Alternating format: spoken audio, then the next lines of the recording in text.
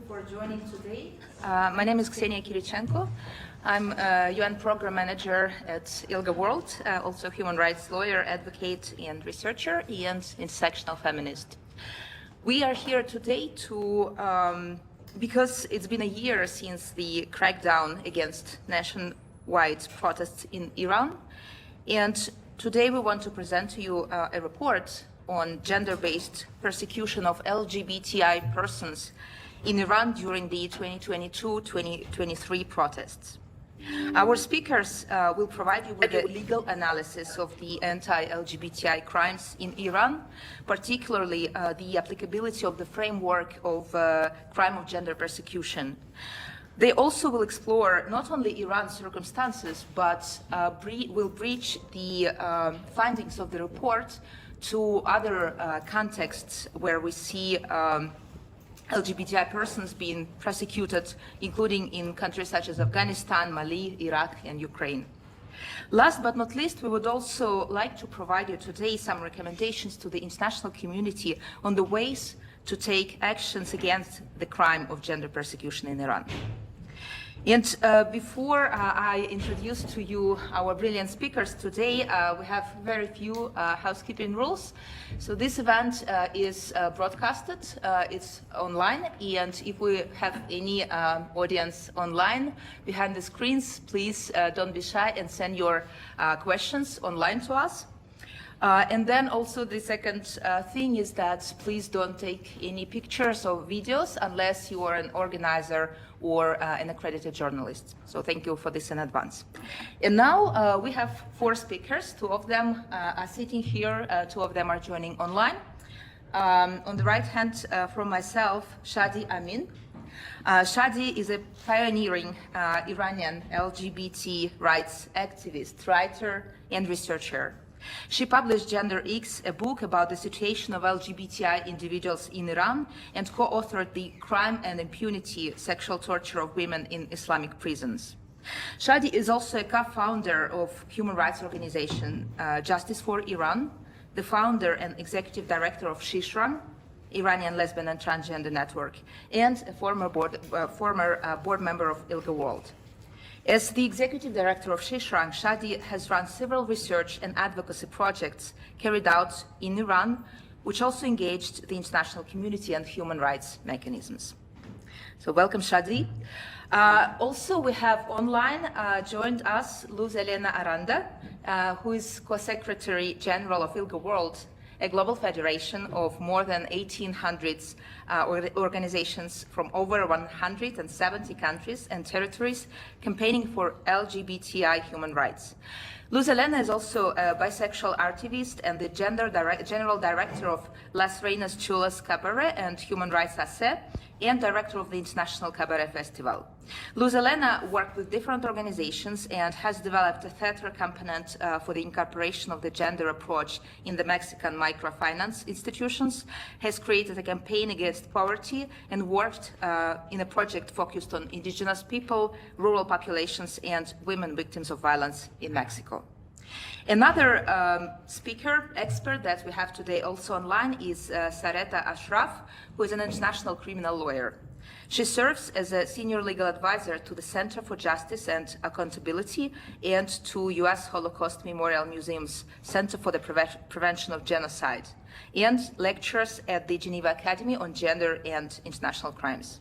Previously, Sareta was the director of investigations at UNITAD, worked on several UN commissions on inquiries and fact-finding missions, and also appeared as counsel before the International Criminal Court and the Special Court for Sierra Leone. And last but not least, also we have today with us Akila Radhakrishnan, who is a feminist international lawyer and a globally recognized expert on issues of reproductive rights, gender-based violence, and justice and accountability.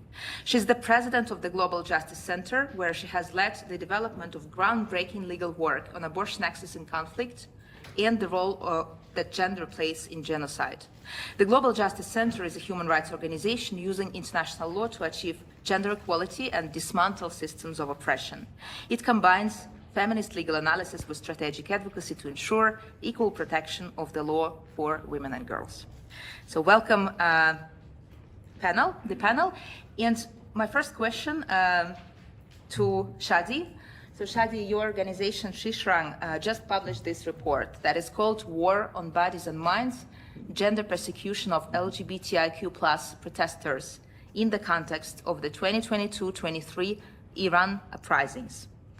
Can you tell us about how you made this report, how you wrote this report, and what are the main findings that you formulated based on the research that you conducted? Thank you very much, Ksenia. Thank you very much. Good afternoon, everyone. I believe that all of you in this room are aware of the Woman Life Freedom Uprising and the government's brutal crackdown last year. And however, there is significantly less awareness about the deprivation of fundamental rights experienced by members of the LGBTI community during this protest, and I am grateful that you are here today to listen to their voice. From the outset of the uprising, our organization received reports from our network inside Iran indicating that LGBT+ protesters had been targeted either in the middle of protest or subjected to aggravated violence due to their real or perceived sexual orientation, gender identity, or expression. Earlier this year, we initiated a research project to understand the extent and gravity of human rights violations experienced by individuals perceived as LGBT+ during protests. We sought to evaluate whether these violations amounted to international crimes. We employed a variety of methods to gain a deeper understanding of the situation, including in-depth interviews, surveys, and the collection of written communications and evidence. In total, 70 LGBT+ protesters participated in our research, and additionally, we reviewed statements made by Iranian officials regarding the protests in general and the role of the LGBT+ community in particular. Since the onset of the nationwide protest last year, rather than addressing the legitimate demands of the people, high-ranking officials, including the Supreme Leader of Islamic Republic, labeled them as part of a hybrid war. Within this narrative, they accused Western states and Israel of leading a combination of traditional and new warfare tactics, including cyber, media, intelligence, and military operations aimed at overthrowing the Islamic Republic. Consequently, they executed a brutal crackdown on peaceful protests, resulting in at least 500 deaths, including 70 children, thousands severely injured, and over 20,000 detainees who were subjected to torture, sexual abuse, and even rape, as well as enforced disappearances on a widespread scale. The LGBT+ community was already suffering under discriminatory laws and policies that criminalize same-sex conduct, with punishments ranging from the death penalty to flogging. They also faced a range of restrictions on gender expression, including mandatory hijab laws and state-sponsored hate speech characterizing homosexuals as sick, perverted, and animal-like. These conditions prevailed even before the protests began a year ago, following the death of 22-year-old Kurdish woman, Gina Mahsa Amini, while in the custody of the morality police. The accounts of the participants in our research, detailed in the report, reveal horrifying situations. For example, Individuals were targeted by security forces in the middle of protests and subjected to sexual assault solely because their gender expression differed from others. Some were interrogated about their sexual orientation while being arrested for actions such as graffitiing woman life freedom on walls. To assess whether these actions amounted to international crimes, we evaluated the facts against the standards set out by International Criminal Court. We specifically referenced the recently published ICC policy on the crime of gender persecution, as no other legal framework could be more applicable to this situation. Persecution is defined as the international and severe deprivation of fundamental rights contrary to international law by reason of the identity of the group or collectivity. Gender persecution is committed against individuals due to their sex characteristics and/or based on the social constructs and criteria used to define gender. The evidence presented in our report confirms that those perceived as transgressing gender norms that define accepted forms of gender expression were more likely to be targeted during the crackdown and subjected to greater brutality. Thus, they fit the ICC's definition of victims of gender persecution.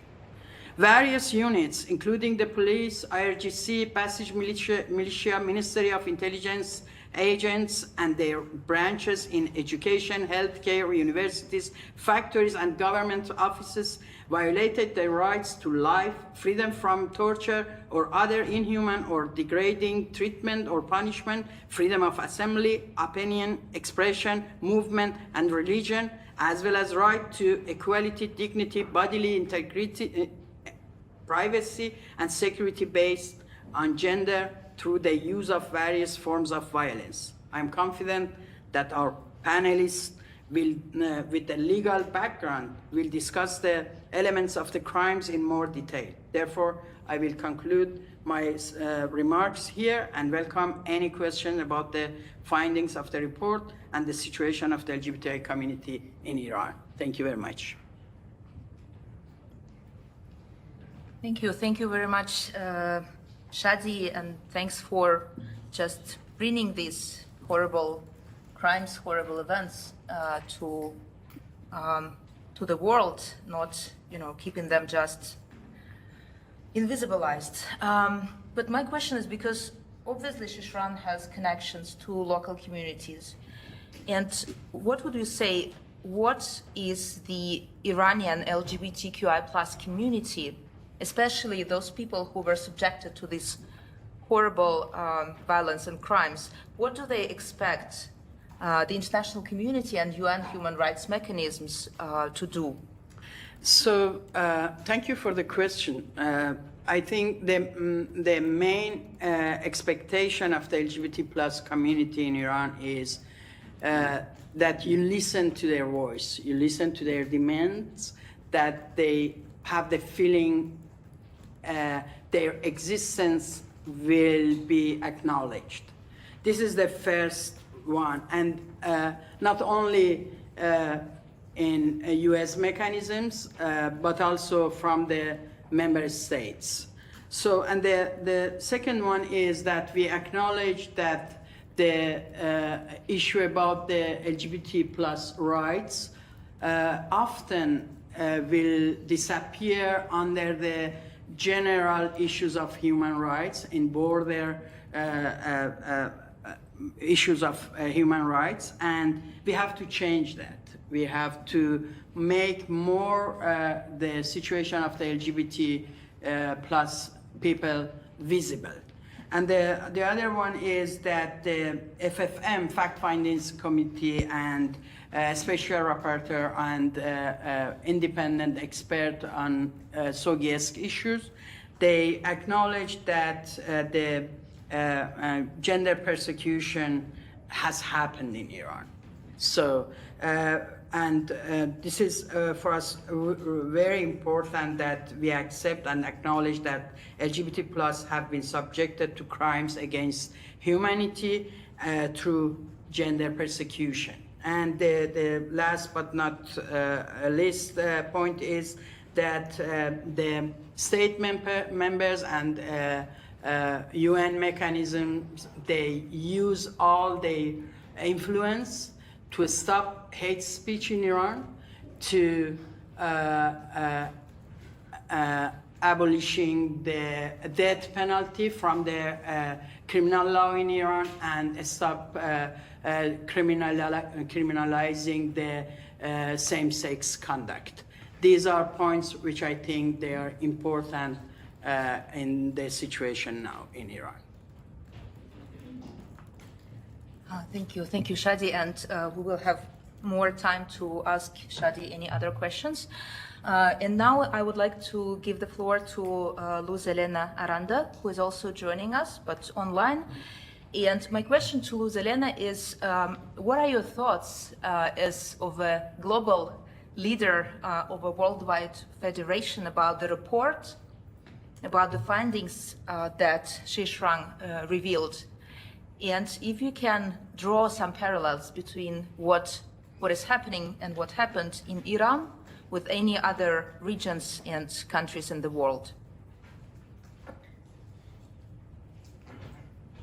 Thank you, Ksenia.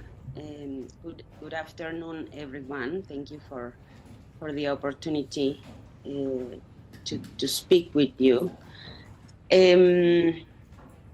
So, as the Co-Secretary General of ILGA World, I would like to express my deep concern and commitment to addressing the issues highlighted in the report published by Sixth Rank.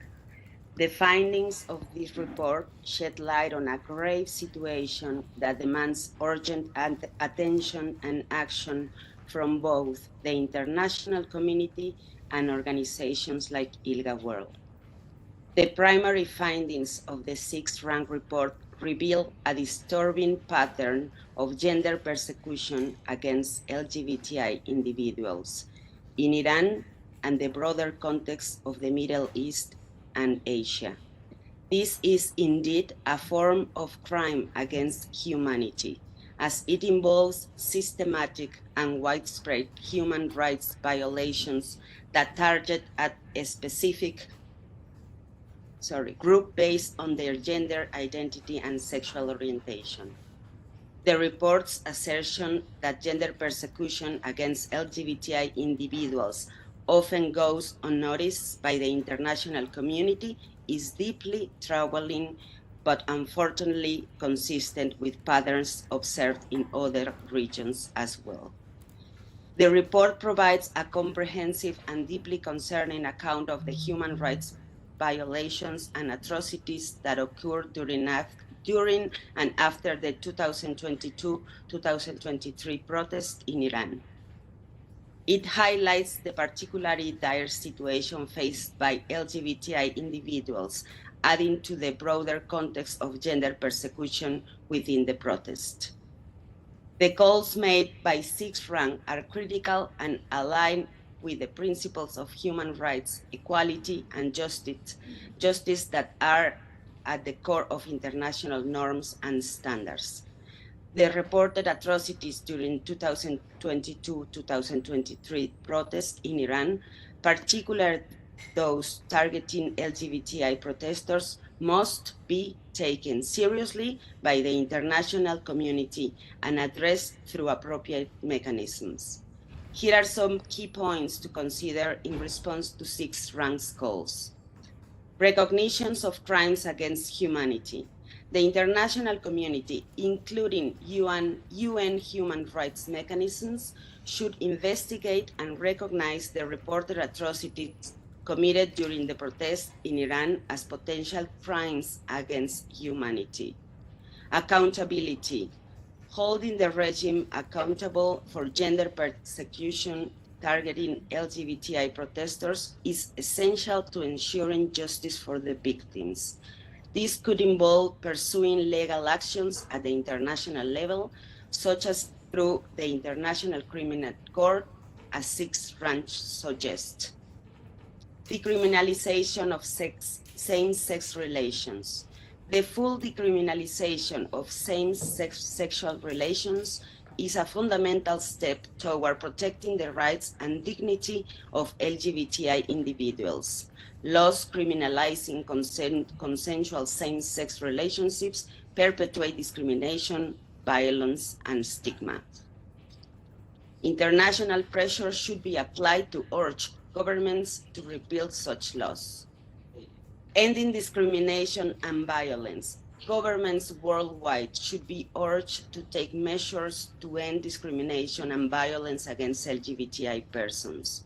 This includes implementing anti-discrimination laws, providing training to law enforcement and judiciary personnel, and ensuring access to justice for victims of violence. Protection of gender non-conforming people. Special attention must be given to the protection of gender non-conforming individuals who often face heightened risk of violence and discrimination. Legal and social protections should be put in place to ensure their safety and well-being. Stop incitement of hatred. Governments and institutions should take proactive steps to combat the incitement of hatred against LGBTI community. This includes countering hate speech and promoting education and awareness to foster tolerance and acceptance.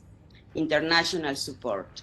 The international community, including human rights organizations and governments, should express solidarity with organizations like Sixth Rank and support their efforts in advocating for the rights of LGBTI individuals in Iran. This support can include diplomatic pressure, funding, and capacity building initiatives. The call made by Sixth Rank is a powerful reminder of the ongoing human rights violations faced by LGBTI individuals in Iran and elsewhere in the region, and echo the findings of studies conducted by Outright International and Human Rights Watch. If we want to talk about other regions drawing parallels, we can see that LGBTI individuals face similar persecution and discrimination in various parts of the world. In many countries, particularly those with oppressive regimes or conflict situations, LGBTI people are subjected to violence, discrimination, and human rights abuses. For example, in Africa, countries like Uganda and Nigeria have implemented harsh anti-LGBTI laws, and individuals in these regions face severe persecution. In many regions, including Europe, Asia, and Africa, deeply ingrained societal prejudice against non-heteronormative gender identities and sexual orientation persist. This discrimination can be exacerbated during times of conflict when social norms and hierarchies become more pronounced. This was evident during the Ukraine war. LGBTIQ+ individuals are often marginalized and stigmatized in society, making them vulnerable to persecution. During conflicts, when institutions and social structures may break down, these vulnerabilities can become more pronounced as individuals lose the protection of their communities. Many countries do not have legal protections for LGBTIQ+ individuals or have laws that actively criminalize homosexuality or gender not conforming behavior. In some regions, cultural and religious factors play a significant role in perpetuating discrimination against LGBTIQ+ individuals. These factors can make it challenging for international organizations and the broader international community to address these issues effectively. And I think for time, I will leave it here.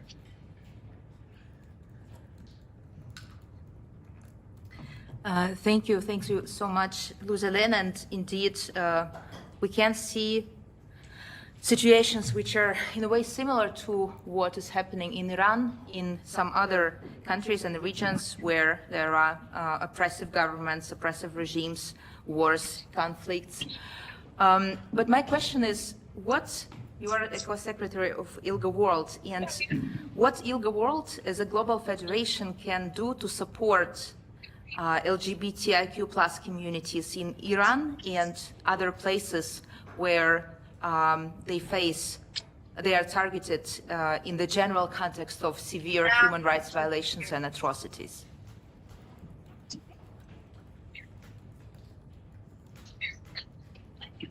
So here, thank you for the question. Here are some ideas. We must engage in diplomatic efforts to advocate governments to respect the rights of LGBTI individuals.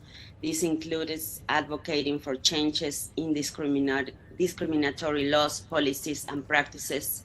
We must provide resources and support to local organizations in affected regions, helping them build capacity, raise awareness, and advocate for their rights at the national and international levels. We must conduct further research and documentation of human rights abuses against LGBTI individuals, shedding light on the extent of the problem and providing evidence for advocacy. Of course, support organizations like Sixth Rank to continue to engage with international bodies such as the UN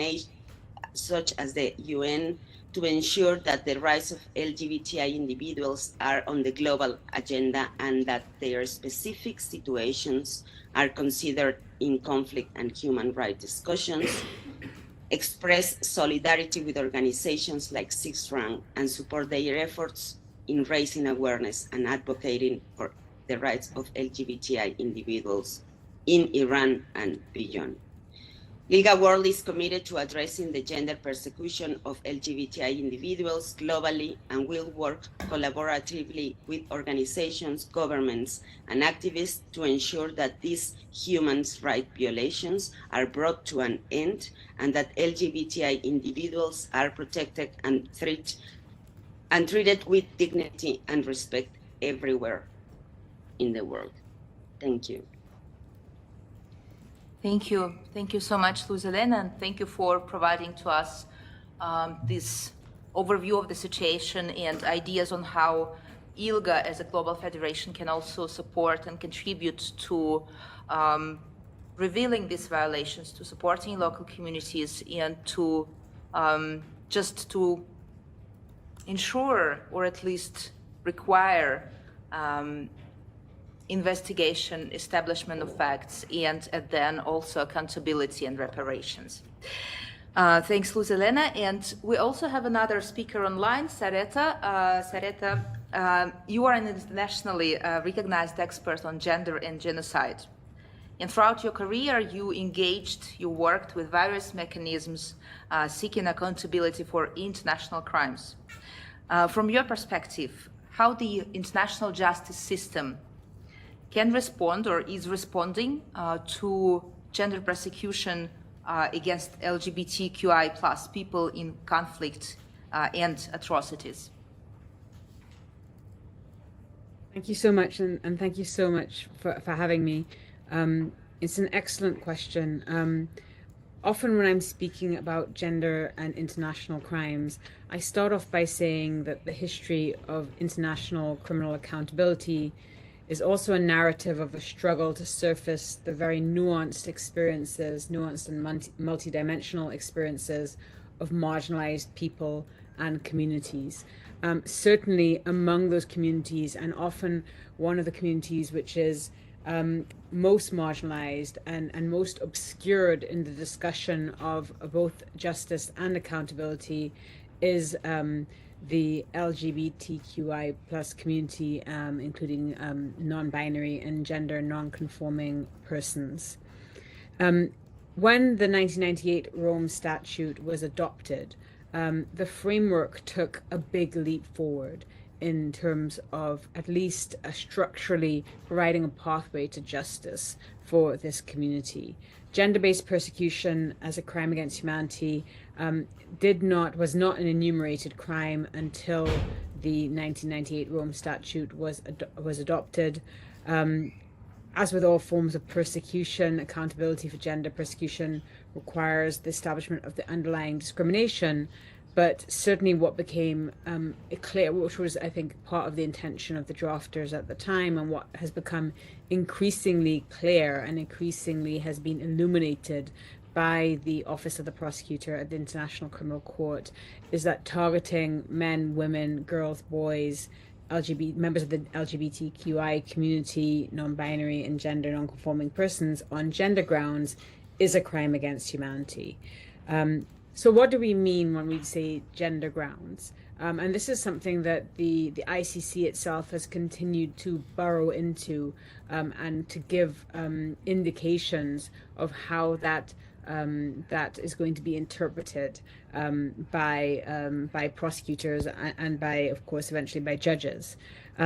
So in Article 7.3, and I'm not going to go into a full legal lecture, as this is the only time I'm going to quote an article, but it defines gender as, and this is from the adoption of the Rome Statute, so this is 1998, defines gender as the two sexes, male and female, within the context of society. Within that definition, you can already see potentially a more conservative vein and a more progressive vein. First, of course, with the defining of the two sexes, now not really our understanding of gender, but then within the context of society, which opened up a door for a more progressive and more multi-dimensional understanding of gender. In 2014, the prosecution put out a paper on sexual and gender-based crimes, in which it went a little bit further and said the social construction of gender and accompanying roles, behaviors, attributes, and activities and attributes assigned to men, women, boys, and girls, suggesting then that social construction was an important aspect to understanding what gender is in society. Last year, the ICC Office of the Prosecutor released a new policy paper on gender persecution. And in that policy paper, it clarified the meaning of gender under international criminal law and unequivocally stated that gender refers to sex characteristics and social constructs and criteria used to define maleness and femaleness, including roles, behaviors, activities, and attributes. And noted there very specifically that social constructs used to define gender include sexual orientation, gender identity, and gender expression. So the policy paper itself was an important step forward in holding perpetrators accountable when they commit violence against people due to their perceived sexual orientation, gender identity or expression, or sex characteristics. But it also allowed for a deeper understanding of why LGBTQI people are targeted for violent crimes, understanding how the crimes are designed and carried out against this community, against members of this community in different ways, potentially for different purposes, both purposes that are designed to advance the strategic aims of the perpetrators, but also purposes which feed into what are usually the underlying biases and inequalities and chauvinisms of the society where the violence is taking place. So determining whether a crime amounts to gender persecution involves examining the perpetrator's intent, which may overlap or exacerbate existing social constructs, or may represent an effort to impose new ones. And so I think here, one of the things that I think that the 2022 gender persecution policy paper does particularly well is say that gender persecution across the board, including against members of the LGBTQI community, don't just occur out of nowhere. They often rise up from those pre-existing inequalities, that pre-existing violence or tolerance to violence that exists in the society, although it may also be with a kind of a very violent new regime coming in, often be an effort to really entrench new levels of violence and discrimination and deprivation of fundamental rights against the LGBTI community. So to get into your question, there has been the international criminal justice system, largely through the ICC, where gender persecution is codified, has made moves to prosecute gender persecution. We can see that it exists in 3 cases currently before the ICC. None of them as yet involve bringing charges relating to the treatment or violations against sexual and gender minorities. The 3 cases relate to Mali, Sudan, and the Central African Republic.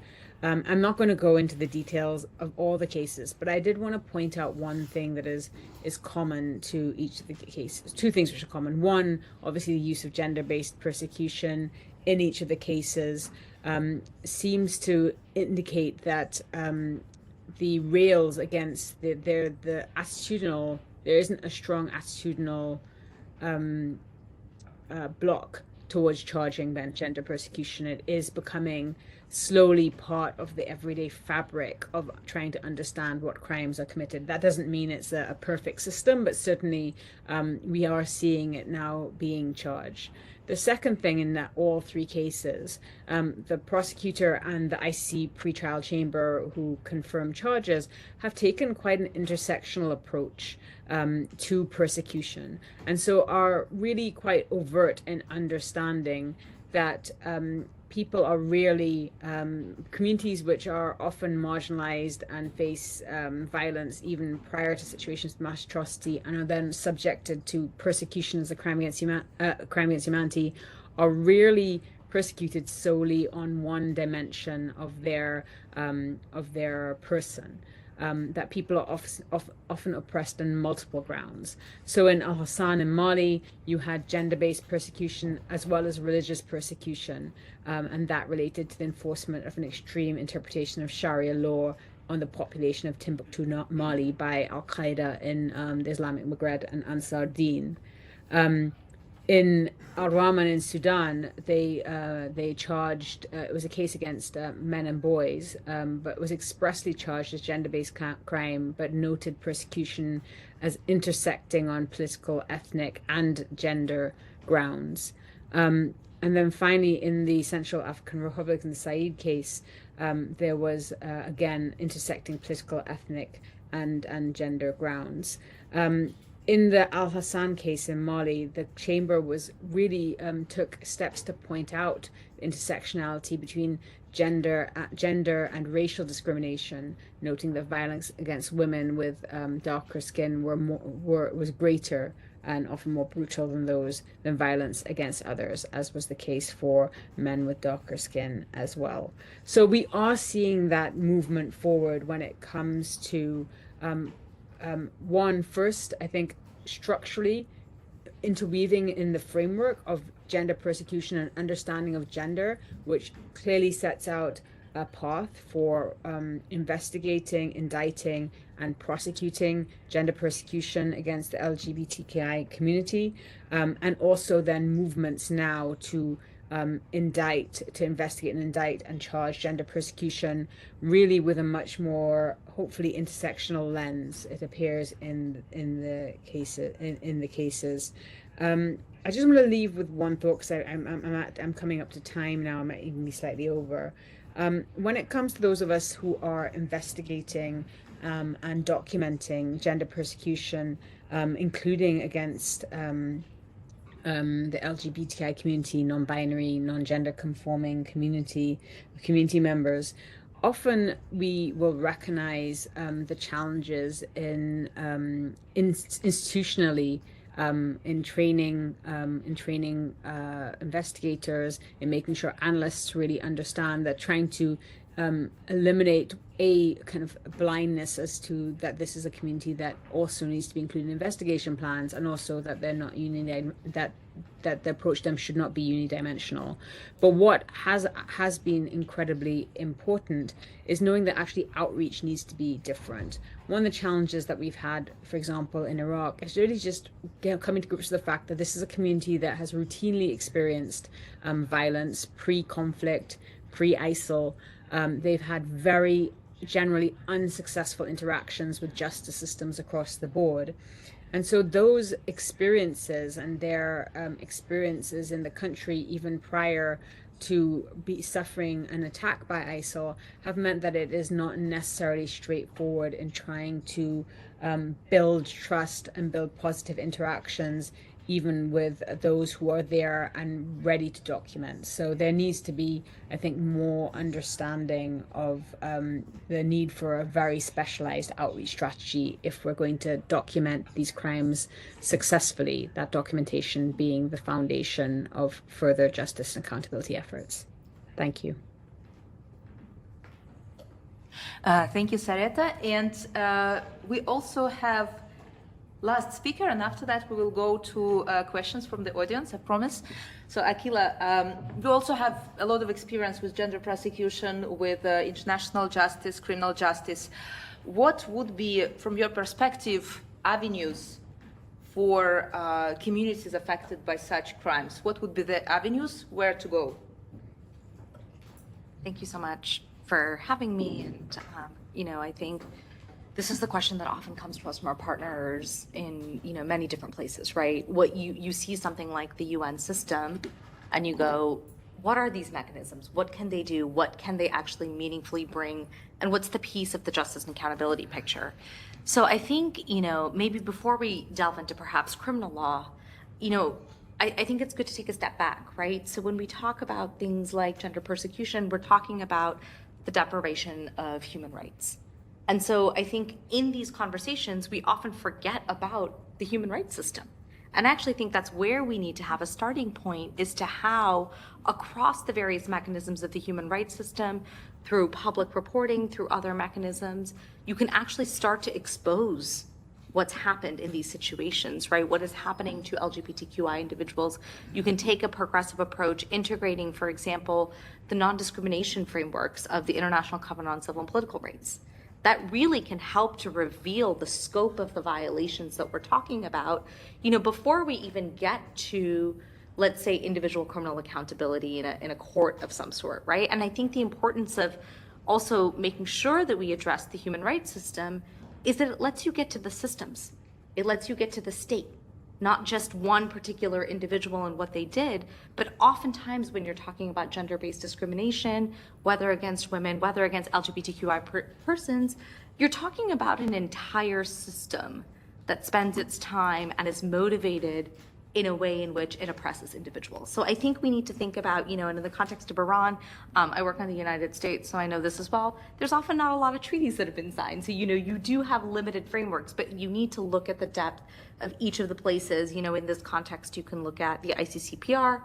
Some of the documented cases were against, LGBTQI individuals who were children. There's a case in the report of a young woman who was 16 years old, so thinking about the Convention on the Rights of the Child. You've already mentioned some of the work that's going on with the fact-finding mission that's been mandated, and those are the places to start exposing the depth of these violations and really what is the language of what's happened. And then, of course, there is criminal accountability, and here we've been talking about the crime of gender persecution, which, as Sareta described, was something that was kind of first codified within the Rome Statute, but now you've seen prosecutions in other places. And again, it would be great if we could think about Iran at the ICC, but right now that's not an option unless we think about the Security Council or other avenues. And so I think universal jurisdiction is a really promising way, perhaps, to think about individual criminal accountability. So universal jurisdiction, for those who are not lawyers in the room, is a principle that allows crimes that have committed in other places to be prosecuted by other countries. And so, here, Germany is a really good emblematic example where they currently have prosecutions for crimes that took place, as Sareta was talking about, in Iraq under ISIL. And there they've actually had a case filed a couple of years back specifically on gender persecution of LGBTQI individuals in Chechnya. In a Yazidi case, they actually did, in the case of Sarah O, they actually did have a conviction on the basis of gender persecution. And so really thinking perhaps about opportunities to institute a structural investigation in a country like Germany, in countries like Sweden. Switzerland has very robust universal jurisdiction laws as well. So to start thinking about where are those other avenues for holding individuals to account. And so I think that, you know, I work a lot on Myanmar, where we are in a place where we're stuck in terms of the options to, you know, think about what justice and accountability looks like. But when you start kind of digging into the deeper places, you can identify what may or may not be avenues, you know, that you can pursue these issues, and how you can bring a gender perspective to anything that's happening, right? So it's one thing to focus on instituting something for gender persecution, but every crime is gendered. And so every avenue that exists for accountability, a gender perspective can be brought to it. So, you know, in the context, for example, I was talking about Myanmar, there's an ongoing case at the International Court of Justice under the Genocide Convention. And there is an effort to actually think through and expose the gendered elements of genocide as a part of that case. So even though the case isn't focused on gender, there's ways to expose that type of violation, including against LGBTQI individuals. Thank you so much. And I think that maybe it's also some ideas already for states that are presented here. But now let's have any questions to our panelists. Any thoughts, comments, questions?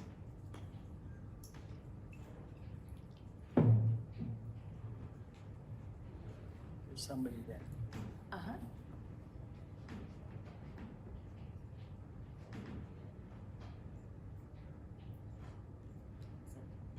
Is there a question there? Yes, please. Thank you so much for your presentations. I'm Hasiba. I work with the fact-finding mission on Iran.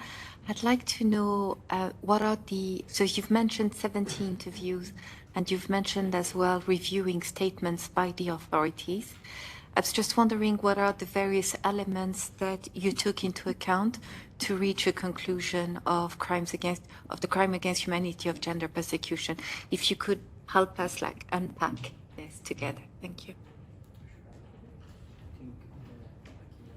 Well, she was asking about the reporting, so I can maybe talk about broader elements, if you want.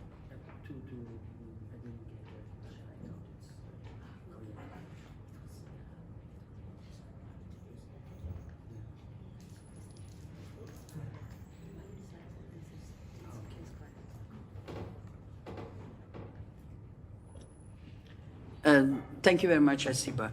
So, as I explained before, we did 70 interviews. So, and in most of these interviews, we realized that these persons are, because of their unconforming gender to the accepted gender by the authorities, they had experienced more brutality when they were arrested, and the kind of the brutality was oriented on their sex, gender, and their sexual orientation. And it is only what we see, 70 persons are the persons who could reach out to us and give their report to us. But we think there are much more persons, young people who have faced this situation. First of all, that it happens in a wider atrocities, what happened in last year. And when we compare this crackdown in last, let's say, till February, we can compare that with the Aban in 1998. It means 4 years ago, 2019. So with the protest in 2019, from the SR and Aban Tribunal, they were acknowledged as a crime against humanity. So, and then we think in the framework of this this legal framework, we can say that the oppression on LGBT people has happened in this crime against humanity, and we can call it gender persecution, is first of that, first reason. And the second one is that they are a group of people who, before that, they have faced policies and laws which discriminate the existence of LGBT people. But this is really focused from the police and IRGC. It is, they have a policy to do that. So we see that all of them in different cities, the challenges for the LGBTI community is the same. It means it is not the cases that happens because a policeman has hates the LGBT people or is homophobic. We see that the pattern is in all the cities is the same. So, and I think we need really more investigation, structural investigation, as Akila said, and we need more, first of all, evidences what we collected, and we can deliver them to you. We provided all these evidences, what we can, some of them are in the reports. Please read the report, and if you want, you can scan here the QR code, and you have the report then. But otherwise, we can deliver all the information and evidences we have, and they are not included necessarily in the report. Thank you, Shadi. Any other questions? Oh, there is one? Yes. Hello, I'm Sun. I work with Franciscans International, and I was interested in knowing, since you described the evolution of the UN framework on gender grounds and gender-based crimes, what is the next step so that the UN framework can maybe better address specific issues faced by LGBT communities around the world? Thank you. Sure. Thank you so much for the question. I'll try to be very brief here. I think that as a feminist lawyer, it's a long-standing struggle to have gender and gendered experiences recognized under law, and that has been, a big battle of feminist lawyers over the last 30 years. And you can kind of track the different places where that recognition happened, right? Because today we sit in a space where it's almost, inherently obvious that we would talk about sexual violence as a part of the types of violations that occur in these situations. But it wasn't until the 90s, in certain ways that jurisprudence developed, that we stopped thinking of sexual violence as kind of this other thing that happens in things like conflict, but rather is a war crime. It's a constitutive act of genocide. And so that development has been ongoing. And I think that now we're in a space where the way that we understand gender as not something that is binary, as something that does involve LGBTQI individuals, that's the learning that we need to take so that these, the progress that we have made on gender, which oftentimes does kind of focus on cis women, is actually able to be, further deepen our understanding how gender operates and how gender and sexual violence actually, takes place in a variety of contexts against a variety of individuals. Thank you. Thank you very much. And unfortunately, our time is now, we don't have any more time, but if you have more questions, please come and ask our panelists. It was really wonderful panel, and we learned, I guess, so much. And thank you so much for everyone, and especially for Shadi to, I think, dedicating your life to your community. Thank you so much. Thank you. Thank you, Amin.